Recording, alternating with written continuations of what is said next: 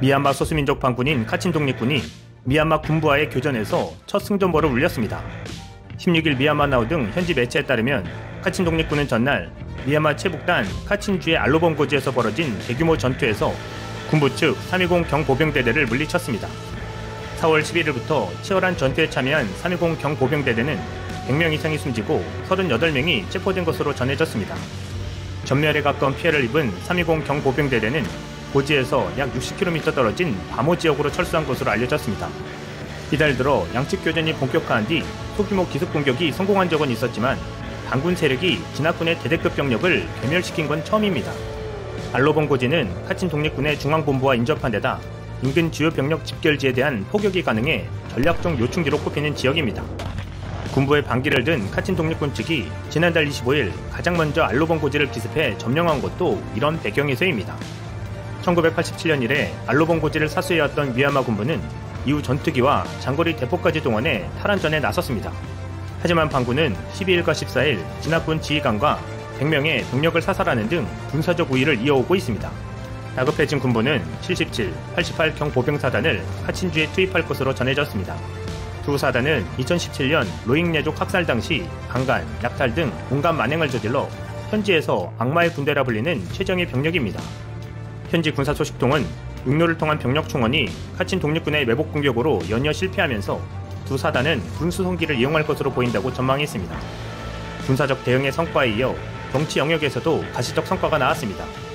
오랜 반목을 깨고 소수민족과 주류 민주 세력이 행정부 인선에 합의하면서 군부에 맞설 정치적 구심점이 생긴 것입니다. 16일 민주진영 연방의회 대표위원회와 소수민족 대표들은 이날 민주세력의 임시정부 격인 국민통합정부의 주요 국무위원 인사 절차를 마무리했습니다. 마닝 카잉단이 내각제의 수장인 총리직을 맡고 사사 현 CRPH 유엔 특사는 국제협력부 장관에 임명됐습니다. 딴 총리는 카친족, 사사 장관은 친족으로 지난 1일 통합정부 구성 발표 당시 약속한 소수민족에 대한 권력이양 원칙이 어느 정도 지켜진 것입니다. 첫 발을 뗀 임시정부는 향후 반군부 세력 전체의 원활한 의견 조율을 목적으로 국민통합협의회도 발족할 것으로 보입니다. 국민통합협의회에는 통합정부와 인권단체, 시민불복종운동을 망라한 핵심 관계자들이 모두 참여합니다. 초대의장은 88 항쟁을 주도했던 링코나잉이 맡을 가능성이 높은 것으로 알려졌습니다. 한편 미얀마 시민들이 군부에 체포된 다른 시민들을 구하기 위해 사제 무기를 들고 공격에 나서는 등 미얀마 사태가 혼전 양상으로 치닫고 있습니다. 20일 현지 매체인 이와라디에 따르면 지난 15일 중부 사가잉 지역의 목료와 깔레와 도로에서 한 남성과 여성을 싣고 가던 군 차량이 시민들의 검문을 피해 달아났습니다. 이에 시민들이 오토바이를 타고 뒤쫓아오자 차량에 타고 있던 육군 소령은 이들을 향해 총격을 가했습니다. 결국 호송 중이던 남성과 여성은 혼란을 틈타 인근 숲속으로 도주했고 시민들은 차량에 불을 질렀습니다.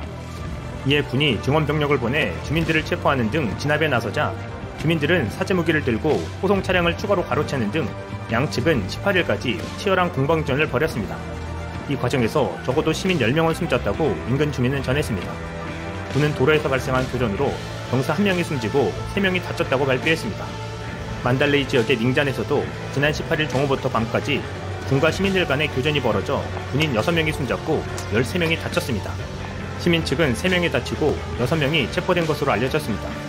이젠 시민들도 그냥 당하지 않겠다는 의지의 표현입니다. 소수민족 무장단체들도 공세를 강화하고 있습니다.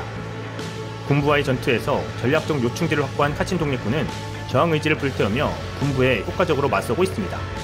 지난 11일에는 군기지와 경찰서 2곳을 습격하는 등 지금까지 근 100명을 사살했습니다.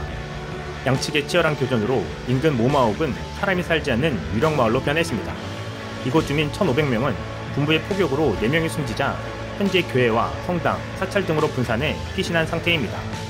한편 미얀마 국내 최고 실세인 미나웅 플라잉 최고사령관이 쿠데타를 일으킨 이후 처음으로 주변국 정상들과 만나려던 계획은 무산될 것으로 보입니다. 로이터 통신과 AFP 통신 등 외신이 오는 24일 인도네시아 자카르타에서 열리는 아세안 정상회의에 플라잉 장군이 참석한다고 태국 외교부 발표를 인용해 17일 보도한 바 있습니다. 이번 회의에서는 미얀마 사태가 중점적으로 다뤄질 것으로 예상됐었습니다. 하지만 프라유차 노차 태국 총리가 악화하는 미얀마 쿠데타 사태를 논의하기 위한 아세안 특별 정상회의에 참석하지 않을 것으로 보도되면서 상황이 반전되고 있습니다. 22일 로이터 통신에 따르면 뿌라요 총리는 이날 내각회의 뒤 기자들과 만나 자신은 이번 아세안 정상회의에 가지 않는다면서 돈 뿌라뭇 위나이 부총리 겸 외교장관이 대신 참석한다고 말했습니다. 그러면서 뿌라요 총리는 다른 아세안 국가들도 외교부 장관을 보낼 것이라고 덧붙였습니다. 아세안 정상회담이 아세안 외교부 장관회의로 전락할 가능성이 높아진 것입니다. 아세안 10개 회원국은 인도네시아, 말레이시아, 태국, 필리핀, 싱가포르, 브루나이, 베트남, 라오스, 미얀마, 캄보디아입니다.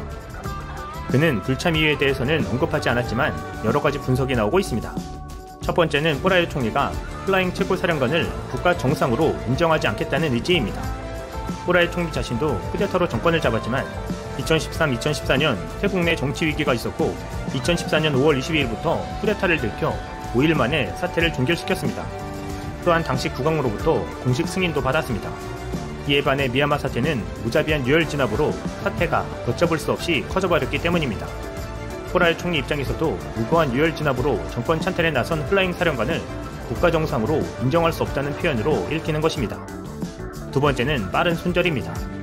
무자비한 유혈 진압의 배후인 플라잉 최고사령관이 쿠데타 이후 처음 국제무대에 등장인 만큼 유혈 사태에 비판적이었던 인도네시아와 싱가포르, 말레이시아, 필리핀 정상들이 쓴소리할 가능성이 있었습니다.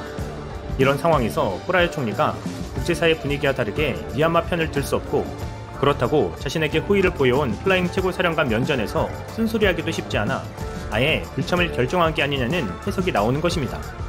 플라잉 최고사령관이 쿠데타를 일으킨 뒤부터 두 사람이 함께 주목받는 일이 부쩍 많아지기도 했습니다.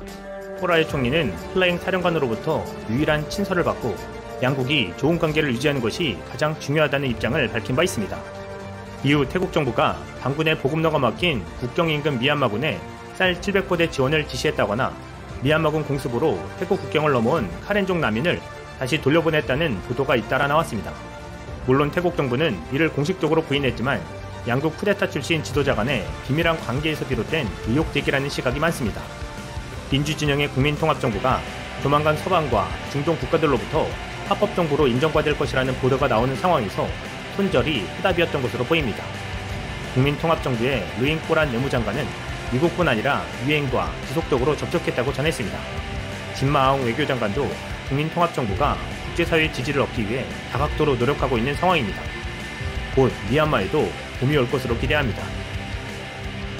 이상 시온TV였습니다.